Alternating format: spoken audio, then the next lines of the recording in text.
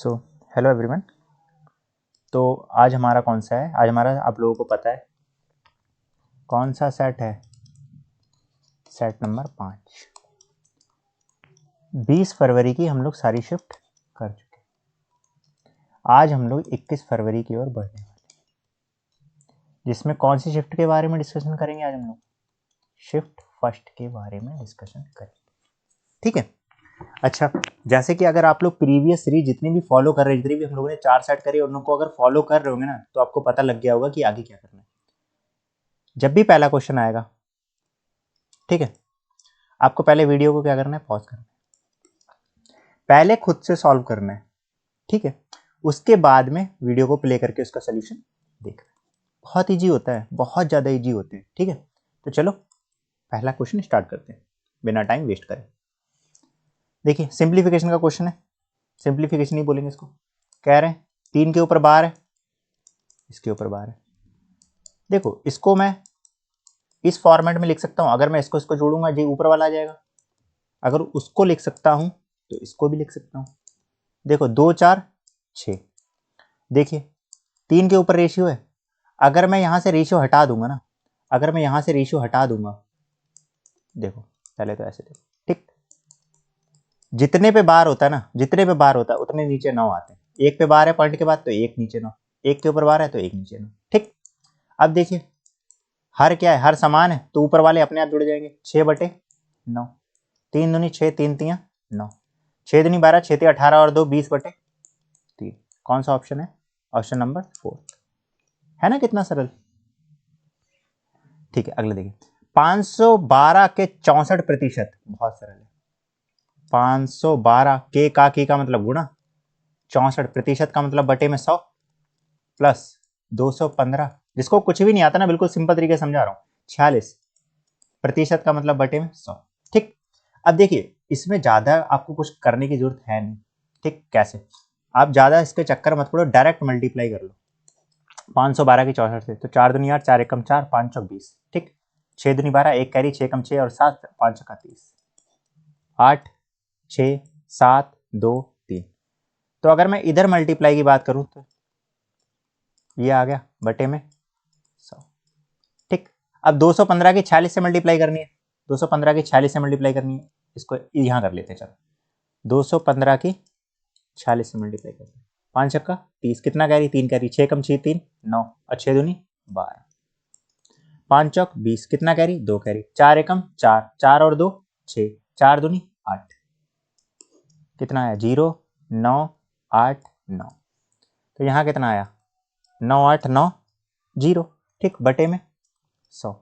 अब अगर मैं 2 0 हटाऊंगा तो यहाँ पे पॉइंट आ जाएगा, 2 0 हटाऊंगा तो यहाँ पे पॉइंट आ जाएगा, ठीक। अब क्या, इसको जोड़ के लिख देना है, आंसर आ गया 98.90। 15, एक कैरी, 7 दूनी 4 15 1 16, एक कैरी, 9 2 11 12, एक कैरी, 426 पॉइंट समथिंग कुछ। Option number B. अगले क्वेश्चन की ओर बढ़ते हैं, ठीक। मैं फिर से कह रहा हूं, आपको पहले वीडियो को पॉज करना है, फिर पहले खुद करना है, फिर देखना है कि कैसी चीजें हो रही है, ठीक। चलिए, कह रहा है दूध और पानी का अनुपात दे रखा है। एक मिश्रण में दूध और पानी का अनुपात। देखो मिश्रण किसी ना किसी 2 चीजों से या 3 चीजों से मिलकर ही बनेगा। मिश्रण एक चीज से मिलकर तो बन नहीं जाएगा।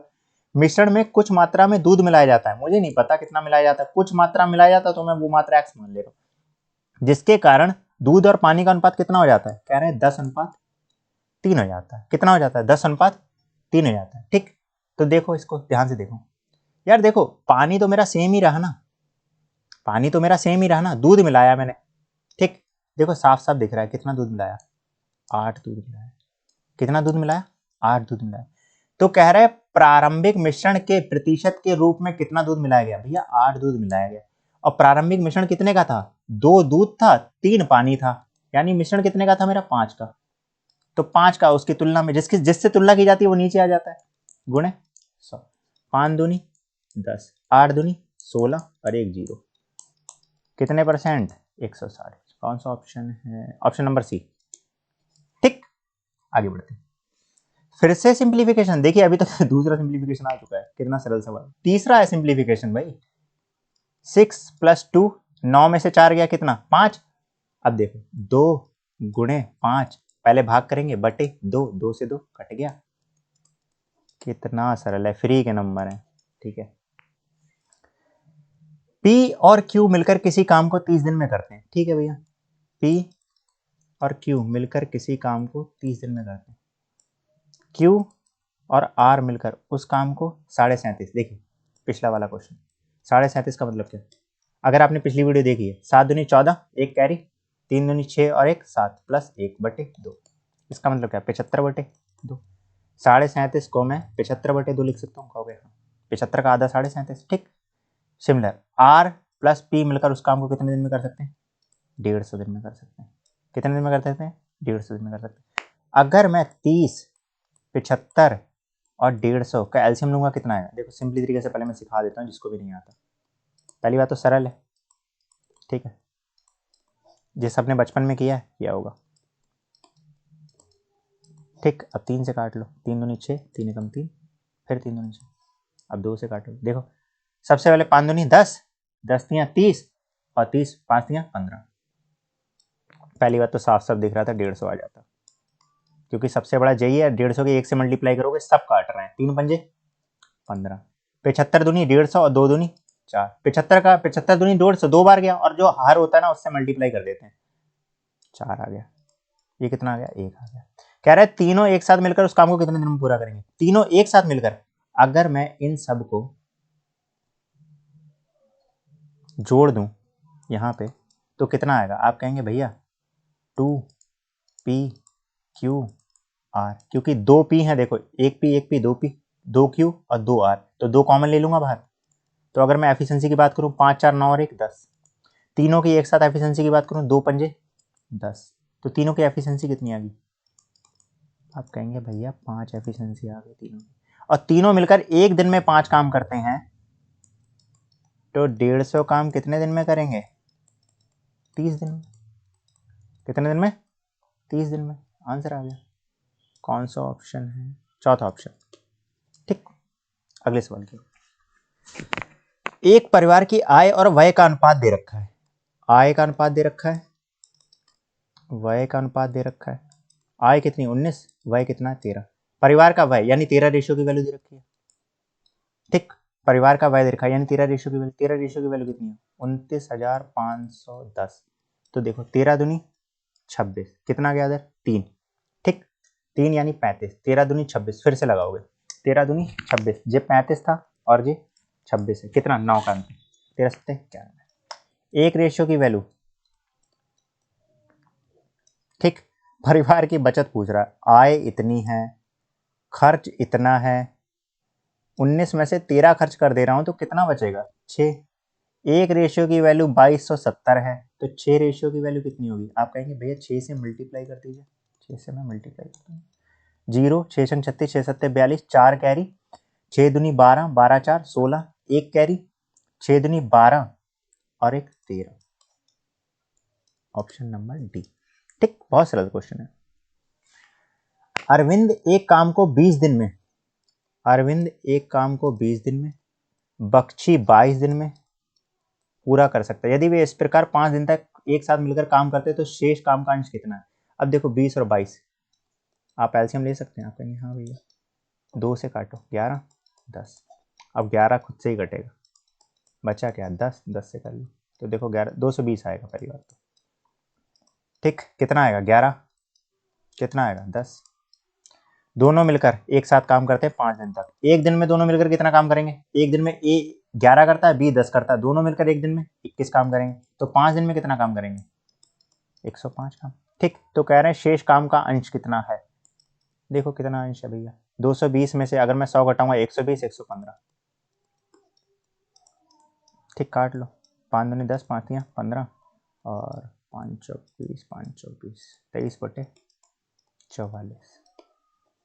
कौन सा ऑप्शन, ऑप्शन डी। फिर से पुराना क्वेश्चन, ये बार बार क्यों डाल रहा है, देखो अभी तक कितने सारे क्वेश्चन रिपीट हो गए जबकि हमने अभी 5 सेट ही लगाए हैं। अगर आप फॉलो कर रहे हैं सीरीज को तो आप समझ गए होंगे कि कितने सारे क्वेश्चन रिपीट हो रहे हैं। 25 2 के बाद पॉइंट लगाओगे, 25 4 अंक के बाद पॉइंट लगाओगे। ठीक, अब जोड़ के लिख दो, देखो 0.0025, इसी में तो 0.25 जोड़ना है, 0.25। कौन सा ऑप्शन आ गया? Option number C. ठीक, कह रहे हैं 600 मीटर लंबी एक रेलगाड़ी विपरीत दिशा में चल रहे एक व्यक्ति को 20 सेकंड में पार करती है। यदि रेलगाड़ी की चाल व्यक्ति की चाल की 5 गुना है, रेलगाड़ी की चाल उस व्यक्ति पर्सन यानी उसकी 5 गुना है, अगर ये 1 है तो ये 5 हो जाएगा। आप कहेंगे हाँ। और विपरीत दिशा में चल रहा है, एक ट्रेन इधर से आ रही है, व्यक्ति इधर से आ रहा है, ये एक व्यक्ति है, ठीक, जे इधर आ रहे हैं, तो जे इस दिशा में जा रहा है, देश दिशा में यानी विपरीत दिशा में जा रहा है। और विपरीत दिशा में चालें क्या होती हैं? चालें जुड़ जाती हैं। तो चाल बराबर क्या होगा? दूरी बटे समय, दूरी बटे समय। रेलगाड़ी की चाल पूछिए, तो अगर ये 5 है और ये 1 है तो इसको मैं 5x मान सकता हूँ? आप कहेंगे हाँ। इसको मैं x मान सकता हूँ? आप कहेंगे हाँ। तो दोनों को अगर जोड़ना है तो 6x हो जाएगा। दूरी मेरी कितनी है? 600 मीटर। समय मेरा कितना है? 20 सेकंड। अभी देखो सब सेकंड में है, ठीक, कितना आया? 30, और 6 पंजे 30। x की वैल्यू कितनी है? 5। रेलगाड़ी की चाल तो मैंने 5x मानी थी, रेलगाड़ी की ही निकालनी है मुझे, ठीक। तो कितना आ जाएगा? 25 मीटर प्रति सेकंड। अब पूछा है किलोमीटर प्रति घंटा में, तो क्या करोगे? 18/5, 5 25, 18 पंजे 90 है ऑप्शन में। जी देखिए ऑप्शन नंबर बी। ठीक, उम्मीद करता हूँ आपको समझ में आ रहा होगा, क्योंकि बहुत सरल क्वेश्चन हैं। अगर आपको समझ नहीं आ रहा है ना, तो आप वीडियो को दोबारा देखा करें, बैक करके देखा करें, जिसको भी चीजें नहीं समझ में आ रही हैं, ठीक है। और वैसे भी यहाँ हम प्रैक्टिस कर रहे हैं, ना कि कॉन्सेप्ट को डिस्कशन कर रहे हैं। कई बार बच्चे कहते हैं कि सर मेरे को समझ नहीं आया, तो यहाँ तो हम लोग प्रैक्टिस कर रहे हैं ना, हम लोग देख रहे हैं। और अगर आपको समझ में नहीं भी आ रहा ना, तब भी मैं गारंटेड कह सकता हूँ कि 20 में से 15 क्वेश्चन आपको समझ में इजीली आ रहे होंगे, क्योंकि बहुत सरल है। और अगर आपको कॉन्सेप्ट क्लियर नहीं है, फिर तो नहीं ही समझ में आएंगे, ठीक। एक पुस्तक को उसके अंकित मूल्य के 16/25 पर बेचने पर हानि होती है, ठीक है। बेचने पर, बेचना यानी सेलिंग प्राइस, किस पर? अंकित मूल्य के 16/25 पर। तो सेलिंग प्राइस मेरा कितना हो गया और मार्क प्राइस मेरा कितना हो गया? ठीक, मार्क प्राइस मेरा 25 था, सेलिंग प्राइस मेरा 16 है, ठीक। तो कह रहा है अंकित मूल्य विक्रय मूल्य का, अरे यार ये कोई क्वेश्चन है। अंकित मूल्य यानी मार्क प्राइस, सेलिंग प्राइस 25 16, ये है, ठीक। इजी क्वेश्चन है यार। एक वस्तु का विक्रय मूल्य 1690 रुपए है, यदि 35% की छूट दी जाती है तो अंकित मूल्य ज्ञात कीजिए। छूट तो अंकित मूल्य पर ही दी जाती है, और 35% की छूट दी जा रही है, तो 65% में बेची जाएगी, लेकिन करके दिखा दे रहा हूं, ठीक। 65/100, 13 पंजे 65, 13 का स्क्वायर होता है तो 130, काट लो, 5 दूनी 10, 5 छक्का 30, 100 की इधर मल्टीप्लाई कर दो 26 से, कितना हो जाएगा? 2600। बहुत इजी क्वेश्चन हैं, सारे सेट बहुत इजी थे प्रीवियस ईयर के, ठीक है। अभी तक तो बहुत ही सरल है। रमेश का वेतन, ठीक है भैया ले लो रमेश, और रमन के वेतन से 20% अधिक है, ठीक। अगर ये 100 है रमेश का वेतन, ठीक है, एक सेकंड मिटा लेता हूँ, कभी कभी यूज करना चाहिए, इरेजर आ ही नहीं रहा साइन, अब शायद आया, ठीक है। चलिए,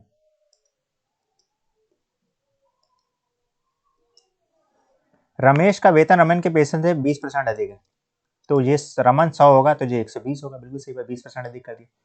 कह रहे हैं यदि रमेश 33,750 रुपए बचाता है, जो उसके वेतन का 75% है, किसके? रमेश के वेतन का 75% है, ठीक। यानी रमेश का वेतन जो है, रमेश के वेतन की बात चल रही है,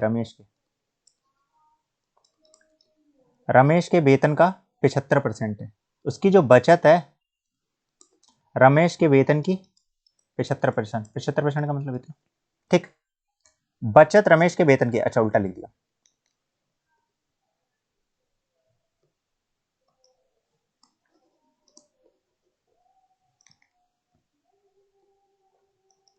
ठीक। बचत रमेश के वेतन से 75% है, ठीक। तो बचत मेरी कितनी है?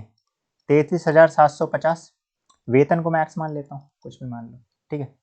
रमेश की वेतन को कुछ भी मान लो, 75/, अच्छा काट लेते हैं, देखो 3/4, तो यहाँ 3/4 आ जाएगा, अब 3 से काट लो, 3 एकम 3, 3 एकम 3, 3 दूनी 6, 3 पंजे 15, 4 से मल्टीप्लाई कर दो, तिरछी 4 से मल्टीप्लाई कर दो। ये रमेश का वेतन निकल गया, देखिए 5 चौक 20, 2 कैरी, 4 दूनी 8 और 10, 1 कैरी, 4 एकम 4 और 1 5 और 4 एकम 4, कितना आया? रमेश का वेतन 45,000 रुपये रमेश का वेतन आया। सिंपल क्वेश्चन है। तो कह रहे हैं राम का वेतन ज्ञात कीजिए। रमेश का वेतन, यानी देखिए अगर मैं इसको काटूं 6 5, इसका रेशियो निकाल लिया हम लोगों ने, 6 रेशियो की वैल्यू 45,000 रुपये है, तो 5 रेशियो की वैल्यू कितनी होगी? यानी रमन की बात चल रही है। ठीक, काट लेते हैं, देखो कटेगा क्या? 3 दूनी 6, 3 एकम 3, 3 पंजे 15, 3 जीरो बढ़ाएंगे, कितने बार जाएगा? 7 बार जाएगा, 2 सत्ते 14, 2 पंजे 10, 7500 हो गया। अब 7500 की मल्टीप्लाई 5 से करनी है, सिर्फ सिंपल क्वेश्चन हो गया। 0 0 पचम 25, 2 कैरी, 5 सत्ते 35 और 37, 37,500, कौन सा ऑप्शन में? Option number 5। अच्छा क्वेश्चन था, ठीक ठाक था मतलब। 35 कर्मचारियों की औसत आय के रुपए है, कितनी है? के रुपए है। प्रबंधक को शामिल कर लिया जाए, अगर मैं एक प्रबंधक को शामिल कर लूंगा, ये प्रबंधक है, तो मेरे कितने बंदे हो जाएंगे? तो आप कहेंगे 36 बंदे हो जाएंगे। तो औसत आय कितनी हो जाती है? 19,000 रुपये हो जाती है। आगे क्या कह रहा है? यदि प्रबंधक की आय 54,000 रुपये है तो के का मान ज्ञात कीजिए। बहुत सिंपल क्वेश्चन है। ठीक, अगर मुझे योग निकालना है तो इसकी इससे मल्टीप्लाई हो जाएगी, क्योंकि ये तो एवरेज है मेरा। आप कहेंगे 36 गुणे 19,000। ठीक, 36 गुणे 19 पंजे 95, 19 चक्का 114, 11 कैरी, 19 दूनी 38, 19 57 और 11 कैरी करूंगा, ये 8 और ये 6, 6 8 0 0 0। ठीक, चलो समझ गए होंगे आप लोग। ठीक है, अच्छा अब ये तो 36 बंदों की है। अगर मैं प्रबंधक की आय घटा दूं जो कि 54,000 रुपये है, तो मुझे स्टार्टिंग के 35 बंदों का योग पता लग जाएगा। स्टार्टिंग के 35 बंदों का योग पता लग जाएगा, कहेंगे हाँ। 0 0 0 0 3 6, कितना आ जाएगा? आप कहेंगे भैया 63 और 4 जीरो आ जाएंगे। और अगर आपको निकालनी है 35 बंदों की तो मल्टीप्लाई भाग कर दीजिए 35 से। तो देखिए 5 सत्ते, देखिए पहले 7 से काट लेते हैं, 7 पन्ने 35 और 7 निम 63, 9 और 4 जीरो आ जाएंगे। फिर 5 से काट लो, 5 एकम 5, ठीक, फिर 40 5 अट्ठे 40, 18,000, कितना आया? 18,000। कौन सा ऑप्शन है? Option number first. आगे बढ़ते हैं। एक आदमी, देखिए कल वाला क्वेश्चन जो पिछले सेट में हम लोगों ने किया, डिट्टो वही क्वेश्चन है। ठीक है, 35 कलम कितने रुपए में खरीद रहा है? 1 रुपए में। ठीक, और जो खरीदता है वो मेरा क्रय मूल्य होता है, तो 1 कलम कितने में खरीदेगा? आप कहेंगे 35 से भाग कर दो, 1 कलम का रेट निकल आएगा। ठीक, ये मेरा सीपी हो गया। ठीक है, अब 1/35 को क्या करा? 40% लाभ अर्जित करना है, तो 1 रुपए में कितनी कलमें बेचे? खत्म हो गया सवाल। 0 से 0 कट गया, 7 पंजे 35, 7 दूनी 14, 2 पंजे 10, 1/25, यानी 1 रुपए में कितनी कलम बेचेगा? 25 बेचेगा। कौन सा ऑप्शन? Option number B. 22 शिक्षकों की औसत आयु 64 वर्ष है। उस समूह के एक नए शिक्षक को शामिल करने के बाद, देखो कल वाला क्वेश्चन, वैसे तो सेकंडों में जाएगा। 22 शिक्षकों की आयु 64 वर्ष, एक शिक्षक को शामिल कर ले रहे हैं। एक शिक्षक को शामिल करेंगे तो कितना हो जाएगा? 23। तो क्या कह रहा है? औसत में 1 की वृद्धि हो जाती है, यानी 64 से 65 हो जाएगा। इस प्रकार के क्वेश्चन में कुछ नहीं करना होता। ठीक, ये जो औसत आयु लिखी है ना, इसको लिखना होता है बस। और ये जो 23 है ना, इसकी इससे उठा के मल्टीप्लाई कर दो और जोड़ के लिख दो। ठीक, 23 एकम 23 ही होता है, तो 4 3 7 और 2 8, 87 आ गया। ऑप्शन पहला ही ऑप्शन है। फिर से सिंप्लीफिकेशन। ठीक है, चलिए कोई बात नहीं, इसकी इससे मल्टीप्लाई कर लेते हैं, मल्टीप्लाई ही समझो। ठीक है, अच्छा ये बढ़िया क्वेश्चन है। ठीक है, थोड़ा सा बढ़िया क्वेश्चन है। प्लस माइनस से अलग कर लेते हैं, इसको अलग सॉल्व कर सकता हूँ मैं, इसको मैं अलग सॉल्व कर सकता हूँ। ठीक, चलिए देखिए 27 गुणे 50।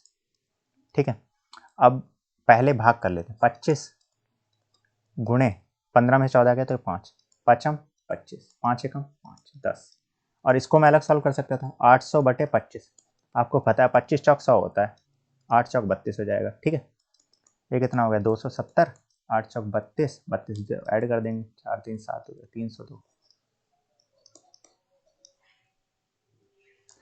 निश्चित ब्याज दर पर 2 वर्षों के लिए, पिछला क्वेश्चन अभी पिछले सेट में ही डिट्टो क्वेश्चन किया था। ठीक है, मैंने क्या बताया था? पहला क्वेश्चन था शायद कि साधारण ब्याज हर वर्ष समान रहता है, और चक्रवृद्धि ब्याज पे ब्याज लगता है। तो पहले वर्ष अगर ये 12,000 है 2 वर्षों में, 2 वर्षों 12,000 है तो 1 वर्ष में 6,000 होगा, अगले वर्ष भी 6,000 मिला होगा, तभी तो 2 वर्षों में 12,000।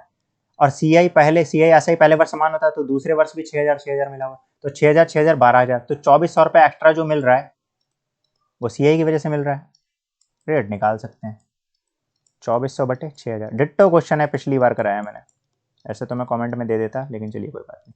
0 से 0 कट गया, 6 दूनी 12, 6 6 24, तो कितना आया 40%। रेट कितना है मेरा 40%। अब 2 वर्ष का मतलब, 1 वर्ष का मतलब 40%, तो 2 वर्ष का मतलब 80%। 80% की वैल्यू 12,000, 1% की मतलब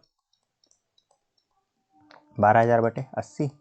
100% मूलधन तो 100% होता है ना, 100% निकालना है। ये कितना हो गया 4, ये कितना हो गया 5, 4 दुनिया 4 तियाँ 12, 3,000, 5 तियाँ 15। ठीक है, उम्मीद करता हूँ समझ पा रहे होंगे। आगे बढ़ते हैं। किसी धनराशि पर 20 वर्षों के लिए प्राप्त साधारण ब्याज। अरे यार सब क्वेश्चन रिपीट हो रहे हैं, अभी तक देख लीजिए आप, सब क्वेश्चन रिपीट हो रहे हैं। उस धनराशि का 2/5। ठीक, तो ऐसा ही बटे P बराबर 2/5। क्या रहे, दर निकालनी है। साधारण ब्याज का फार्मूला क्या होता है, मूलधन गुणे दर गुणे समय बटे 100। तो साधारण ब्याज कितना है 2, मूलधन मेरा कितना है 5, रेट मेरा निकालना है, समय दे रखा है 20 वर्ष बटे 100। 20 पंजे 100, 5 एकम 5, R बराबर 2%। बहुत सरल क्वेश्चन है। उस त्रिभुज की ऊंचाई ज्ञात कीजिए, इसका आधार और ऊंचाई। देखिए आधार जो है ऊंचाई का 5/7वां भाग है, और क्षेत्रफल दे रखा है। क्षेत्रफल कितना देखा है 18.207 सेंटीमीटर स्क्वायर। जब भी ऊंचाई और आधार दे रखा होगा तो साधा क्षेत्रफल का सबसे सिंपल तरीका 1/2 आधार गुणे ऊंचाई। ठीक, आधार गुणे ऊंचाई। अब देखिए क्षेत्रफल कितना है मेरा 18.207, 1/2 आधार की डायरेक्ट उठा के वैल्यू रख सकते हैं हम लोग। ठीक, ऊंचाई को h मान लेते हैं। ठीक है, ऊंचाई को क्या मान लेते हैं h, तो यहाँ भी h हो जाएगा।